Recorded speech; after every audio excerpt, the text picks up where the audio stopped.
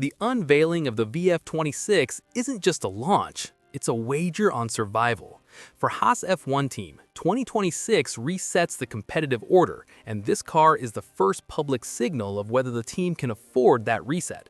A new title partner, new regulations, and a compressed development timeline converge into one consequence.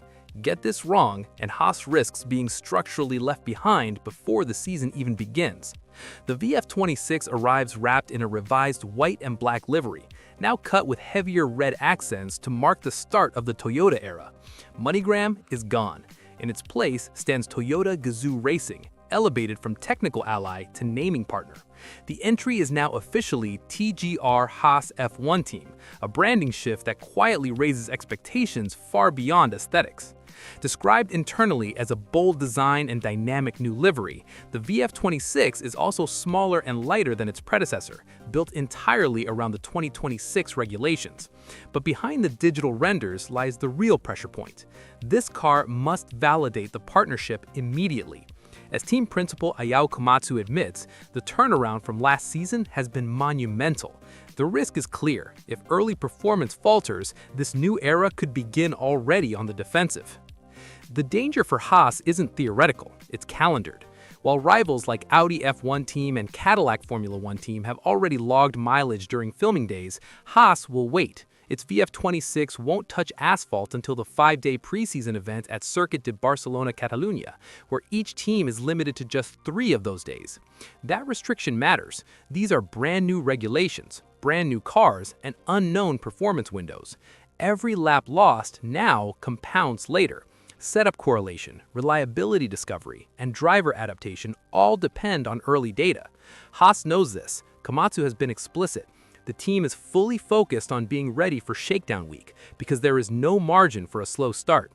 Spain is only the beginning. 2 further collective tests follow in Bahrain in February, but by then, development directions will already be forming across the grid. Miss the initial read, and the season's narrative hardens without you. For Haas, this means the VF26 isn't just racing rivals, it's racing the clock. And in a regulation reset, time is the most unforgiving opponent of all. In a season defined by upheaval, Haas is betting on familiarity to absorb the shock. While the regulations are new and the partnership rewritten, the drivers are not. The VF26 will be raced by Esteban Ocon and Ali Behrman, a pairing the team views as a stabilizer rather than a gamble. Team owner Gene Haas has been direct about why that matters. Designing and building a 2026 spec car while still competing through 2025 stretched every department. Continuity in drivers and within the design and engineering groups reduces the number of variables the team must solve at once. Less translation, fewer unknowns, faster feedback. But continuity cuts both ways. Ocon and Behrman won't be afforded long adaptation windows. They are expected to extract meaning from the VF26 immediately. The midfield last season was exceptionally high in standard, and nothing suggests that pressure will ease under the new rules. Stability may protect Haas from chaos, but it also removes excuses. If the car underdelivers, the drivers will feel it first, and the verdict will be swift. The VF26 isn't just engineered, it's positioned. Smaller and lighter than the 2025 car, its proportions reflect the aggressive intent of the 2026 regulations, but the message is amplified by what's painted on top.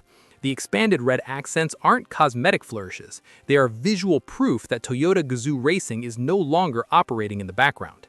Haas has described the car as a bold design and dynamic new livery, yet the real statement lies in sponsor density. The VF26 clearly showcases an expanded commercial portfolio, a sign that confidence in the Toyota-backed project is already attracting interest.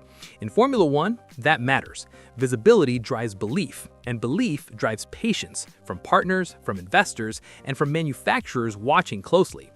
Here's the uncomfortable tension. Strong branding raises the bar.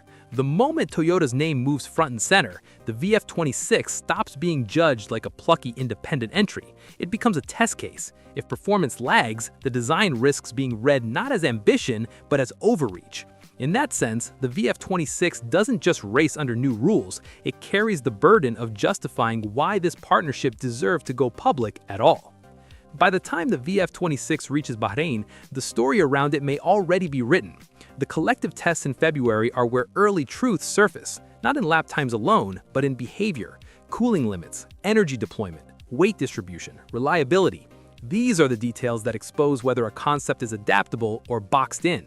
Komatsu has been clear that track time in both Spain and Bahrain will be crucial. That word isn't casual. Under new regulations, teams don't just learn how fast the car is, they learn how wrong they are. Development paths begin to diverge here, and correcting course later costs exponentially more. For a team like Haas, that cost is not abstract. This is where the Toyota partnership quietly comes under scrutiny. Technical collaboration promises depth, but results demand immediacy. If Haas exits Bahrain with unresolved fundamentals, patience will be tested long before the season opener in Australia. The VF26 doesn't need to lead the field, it must prove it understands the rules. Fail that, and every subsequent update becomes damage control rather than progress. There's no shortage of belief inside Haas, but belief doesn't generate lap time. Komatsu has spoken openly about the passion driving the team through an unreal early launch and an unforgiving build schedule. That honesty matters, yet it also exposes the fault line. Formula One rewards execution, not intent. The VF26 exists because the team accepted compromise, racing through 2025 while designing an entirely new car for 2026. Every department felt that strain. Engineers had to prioritize, delay, and occasionally guess. That reality isn't unique to Haas, but the consequences are harsher for teams without surplus resource to absorb mistakes. Here's the polarizing truth. Passion can accelerate effort, but it can't bend physics. If early data reveals fundamental limitations, no amount of morale can rewrite them mid-season. That's why Spain and Bahrain matter so disproportionately. They will reveal whether Haas built a platform that can evolve or one that simply survives. In a reset year, survival is not the same as relevance. The most dangerous place in Formula One isn't the back, it's the middle. Gene Haas has already acknowledged how unforgiving last season's midfield was, and nothing about 2026 suggests relief. New regulations don't flatten competition, they reshuffle it, often tightening the margins even further. For Haas, this creates a structural trap. If the VF26 emerges merely competitive, it risks being swallowed by faster development curves from rivals with deeper infrastructure. Stand still for 3 races and you fall behind for 10. Development isn't linear in a regulation reset. It's exponential for those who guess right early. This is where continuity becomes pressure, not comfort. With stable drivers and engineering leadership, the team can't hide behind transition narratives. Results will be judged in relative terms, not absolute progress. The VF26 must prove it belongs in the conversation, not just on the grid. Otherwise, Haas risks repeating the cycle it's trying to escape: visible, committed, and permanently fighting gravity in the midfield. The VF26 doesn't answer questions, it assigns them. After the testing phase, the grid will divide into those who interpreted the 2026 rules correctly and those who must correct first principles. Haas will decisively fall into one of those camps, and the consequences will shape more than results. If the car proves adaptable, the Toyota partnership becomes leverage, credibility that can accelerate technical depth, commercial growth, and long-term relevance. Haas transforms from a survivor into a constructor with gravitational pull. But if early compromises harden into limitations, the same partnership becomes a spotlight, exposing how little margin the team truly has. This is the inflection point. The VF26 will decide whether Haas benefits from the reset or is defined by it. In a sport that punishes hesitation, the new era won't wait for context or intent. It will reward those who moved first, learned fastest, and adapted without sentiment. The only remaining question is simple and unforgiving. When the rules reshuffle power, does Haas climb or does it finally get measured?